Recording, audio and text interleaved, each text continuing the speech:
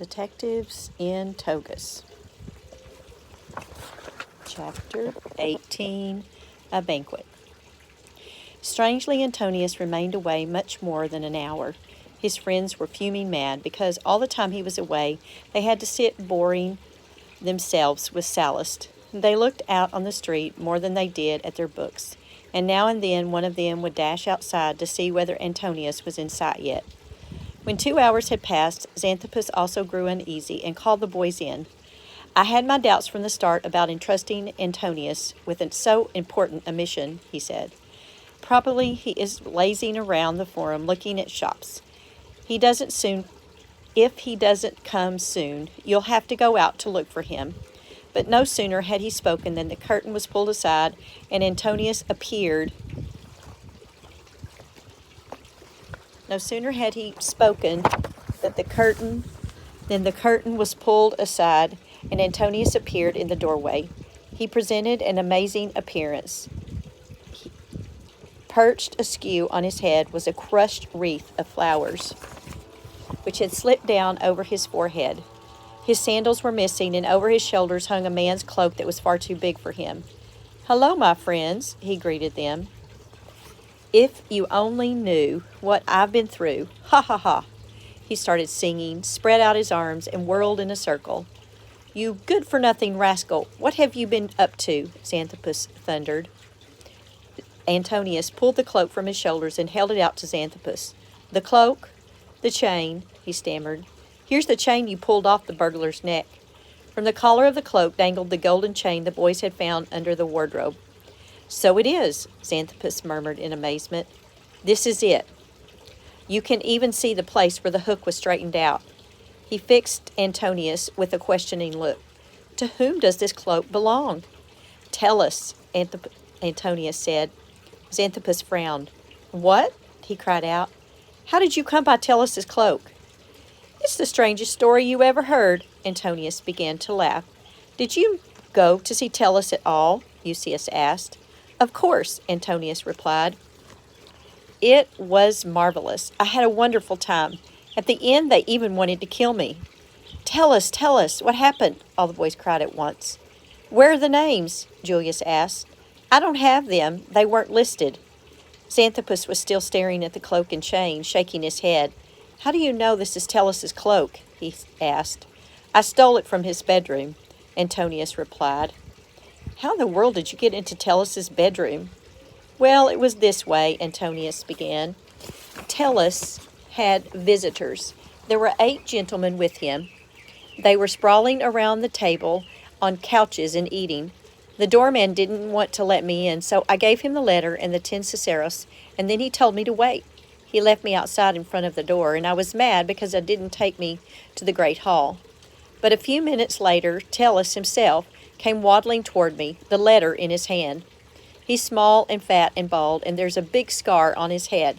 He was wearing a golden laurel wreath and looked like Bacchus. Right away, he was nice to me as could be. He said he was so happy to meet me and asked me in. I said I was happy too and started looking for the marble wall. But Tellus hurried me through so fast I had no time to read the names. What a place he lives in. I've never seen the like of it in all my life. Everything gold and marble and pictures and rugs and hundreds of slaves. The emperor can't have any grander place, I'm sure. Tellus took me to a big room where his guests were, and they were a bit surprised when they brought me in. He introduced me as his young friend, and then all of them acted as though they were pleased to see me. They were wearing wreaths of flowers, which made them look awfully funny. Tellus invited me to dine with them and said with a laugh, "The dinner was planned for 9, but I guess we'll be 10 for the while." At once, several slaves rushed up to me, took off my sandals, washed my feet, and stuck a wreath on my head. Tellus sat me on the middle couch as the guest of honor. A slave tied a napkin around me, and other slaves came with bowls and plates and gold spoons and knives, and still other slaves with the strangest food you've ever saw. People laughed because I didn't know how to eat the stuff. They explained to me what the different things were and how I was supposed to eat them. There were flamingo tongues in wine sauce, wild boar snout with truffles, and locusts in honey, and frogs' legs, and mushrooms served in snow and awfully cold. an ostrich egg omelet, an antelope roast, and on top of all that there were walnuts and apples and grapes and figs. After every bite I took, a slave wiped my mouth. One slave gave me a bowl of water. I thought I was supposed to drink it, but he whispered to me that it was to dip my fingers into. I liked the way the different things tasted, especially the locusts. They were nice and crackly. Tellus told me that he would have to discuss the letter with me later, but he never got around to that, because after the meal more wines were brought out. They were all wines I've never heard of, white and yellow, heavy and light, and then some bitter stuff that was green. Tellus kept drinking to me, and I drank to him, but I could only sip the stuff. And then the men drank to me, and I did some more sipping to them. The men started telling stories, and I had to tell a funny story too, but I couldn't think of any. So I told how we found our teacher in the wardrobe, bound and gagged. They all roared with laughter about that, Tellus most of all. Suddenly there was music, a whole orchestra playing, and I couldn't see it because it was behind a curtain. Flutes trilling, harps and lyres twanging, trumpets singing out, and drums booming. And in between there would be a big crash as though somebody was smashing all the dishes, and they would all play at once. Then actors came in and recited something I didn't understand because it was in Greek. I can speak and read Greek in school, but I can't understand it. Dancers hopped around as though they had stomach aches, but the clowns were awfully funny and I roared with laughter. But then the laughing made me feel sick, and everything started whirling in my head, and all of a sudden I remember that maybe I wouldn't be able to read the names on the wall, and after that I didn't even dare sip any more wine. Why didn't you leave? Flavius interrupted. I wanted to, but Tellus wouldn't let me go. Finally I pretended that I had to go out because I was going to be sick, and then they all laughed, and Tellus laughed too, and told a slave to take me out. We went into the great hall, and I stopped in front of the marble wall and tried to find the 20th of March, but I couldn't find it. The slave started getting impatient, so I said I wanted to write my name down. I was trying to gain time. The slave gave a funny laugh and said, "Who do you think you are?" I said, "Don't you know? I'm the guest of honor today." And he said, "But you're only a little boy." And I shouted at him, "What are you thinking of? I am not a little boy. I'm the emperor's nephew." That scared him, and he ran off to get paint and a brush. And I felt good because I'd fooled him. I found the 20th of March, but there were no names under the date. There were no names under it. The date was crossed out. "Aha," Xanthippus said. "The feast was canceled." "And how did you get away?" Flavius and Cassius could hardly wait to find out. "I wanted to escape," Antonius continued, "but I was afraid the doorkeeper wouldn't let me out, so I ran down a corridor because I saw a garden at the end of it, and there were slaves in the garden, so I ran back along the corridor, but there were more slaves coming from the other side. So I scooted into a room, closed the door. I wanted to climb out the window, but there were panes of glass in it. I heard voices on the other side of the door and thought of crawling under the bed. There was a big bed in the room, but it was too close to the floor and I couldn't squeeze under. So I hid behind a cloak hanging in a niche. I heard the slaves talking. One of them said, "Maybe he is in there." Another answered, "You know, the master has forbidden us on pain of death to enter his bedroom without permission." "But what shall we do if the boy is in there?" the first slave said. And the other said, "Let us lock the door and go ask our master what to do." They went away, and I thought, now I'm going to be killed for entering here without permission. It was awfully exciting. I looked out from behind the cloak and bumped my nose against the chain. I recognized it at once and thought, now I've got to get away, and I've got to take this cloak with me. So I wound it good and thick around my right arm, knocked out the window glass with it, and jumped. Luckily, the window gave right on the street, and I ran like mad. Antonius came to a breathless stop and stood looking at his friends like a victorious gladiator. "You've done very well," Xanthippus praised him. Antonius beamed. Xanthippus looked questioningly at his pupils. "Strange," he said. "How did the chain come to be fastened to Tellus's cloak? You boys had it last, didn't you?" We left it with Lukos when we ran away, Julius said. Then Telos must have gotten it from Lukos, Xanthopus said, shaking his head in puzzlement. That means the two have dealings with each other. It also means that Lukos must have known who the owner of the chain was. Xanthopus put the cloak over again. It is a valuable camel hair cloak, he said, unfolding it and weighing the fabric in his hand. The kind ranking officers in the Orient usually wear. The chain also comes from the Orient, as you can tell by the hieroglyphics. Tellus spent many years in the Orient. There can be no doubt that the cloak belongs to him. Then it was Tellus who broke in here and attacked you, Mucius said. Xanthopus raised his eyebrows. As a rule, pensioned generals don't go in for burglary, he said, but this is an exception, evidently. Perhaps someone borrowed the cloak from him, Julius suggested. People do not borrow cloaks from generals, Xanthopus remarked. The cloak belongs to Tellus.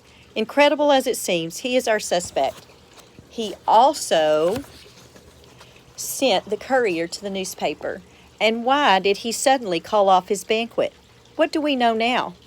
Mucius asked. Xanthopus pondered and did not answer. We ought to accuse him publicly from the speaker's platform in the forum, Julius said. We'll scream like the cranes of Abyssus, Antonius proposed, or we'll write on all the walls, Ex-consul Tellus is the murderer of Rufius Pretonius, said Publius. But Rufus hasn't been murdered, Flavius objected. No matter, said Publius. Anyone in prison is as good as dead. Give me my sandals, my cloak, and my stick, Xanthopus said suddenly. I know what I must do. The boys brought him his things and looked at him eagerly. I'm going to see Tellus and tell him to his face that he is the evildoer, Xanthopus declared resolutely. Aren't you afraid? Flavius asked. Xanthopus' eyes flashed. The man who desires the good must combat the evil, he said grimly, and he began unwinding the bandage from his leg, and then he put on his sandals. I shall ask him why he assaulted me, why he stole my writings on Pythagoras, and my treatise on the acute angles of an obtuse triangle. I shall demand that he procure Rufius' release at once and threaten, if he refuses, to publish the whole story in the newspaper tomorrow morning. That will frighten him. Politicians fear public opinion beyond all else. Come on, help me into my cloak. Mucius and Julius draped the cloak around his shoulders. Xanthopus took up his stick and straightened like a soldier, coming to attention. You wait here for me. If I'm not back in 2 hours, inform the police. He started down the road. Wait, Mucius cried. I have just thought of something. Xanthopus turned. What is it? He asked, frowning. Remember you told us that you struggled with the man who attacked you? Mucius said, the words coming out in a rush. Xanthopus nodded impatiently. Well? Was the fellow tall or short? Tall. Why? He was at least a head taller than I am. But Tellus is short, Mucius said. Shorter than you. That's true, Antonius said. He's small and fat, and you are tall and thin. Xanthopus hesitated for a moment, and then he came back into the room and sat down again. Take off my cloak, he said. After a long pause, he murmured, Tellus is short. The burglar was tall. How is that possible? A short man cannot be tall, Cassius said. Xanthopus said nothing. The boys also were silent. Suddenly they heard footsteps in the classroom. Someone approached the curtain and remained standing behind it, breathing loudly. There's someone there, Flavius whispered. Somewhere where? Someone where? Xanthopus asked, startled. Someone's at the door, Mucius said. Who's there? Xanthopus called sternly. Here I am, a gentle, deep voice replied, and an old man entered. He was dressed in rags, his bare feet covered by miserable shoes made of bark. Gravely he looked at Xanthopus and the boys and said, Greetings. Greetings, Xanthopus replied. Who are you? Are you the pupils of the Xanthos school? The old man asked. My name is Xanthos, Xanthopus said. I come from prison and bring you a message from Rufus, the old man said in a slow, weary voice. The boys instantly thronged around him, all saying at once, From prison? How is Rufus? Still living, the man replied. I was fettered to him by the same chain. He raised his skinny arm and showed his wrist, bruised and swollen. I was released today. Has Rufus been released also? Mucius asked softly. The old man shook his head sorrowfully. No, he is waiting to be taken to trial, but nobody is paying the least attention to him. He lay beside me on the damp stone floor. We received almost nothing to eat and drink for days, but he has never cried. He's a brave boy. Only at night have I heard him sobbing. The boys looked down at the floor. Were you able to talk to Rufus? Xanthopus asked, clearing his throat several times. Not often, the old man replied. We were closely guarded, and no one is permitted to speak. You are beaten if you say so much as a word. Then, when guards came and removed my chains, Rufus sat up and looked pleadingly at me as though he wanted me to say something but did not dare. He wanted to say something but did not dare. Then, as I was being led out, he suddenly shouted after me, Go to the Xanthos school. Tell my friends that they must tear the sheep's clothing off the red wolf. That is all that he would say, for a guard ferociously lashed out at him with a stick. I came here at once to bring you his message. Tear the sheep's clothing off the red wolf. What it means, you will know better than I. But make haste. It cannot be more frightful in Hades than it is in prison. Greetings. The old man bowed and left as suddenly as he had appeared. Xanthopus and his pupil stared after him in perplexity. The meaning of Rufus's message was an utter mystery. We are to tear the sheep's clothing off the red wolf? Julius murmured. What was he getting at? That the red wolf is wearing sheep's clothing, Cassius said. Idiot, Mucius rebuked him. First we must know who he means by the red wolf. All the boys looked hopefully at Xanthopus. Do you know who the wolf could be? Mucius asked respectfully. I don't know anything about a wolf, their teacher replied.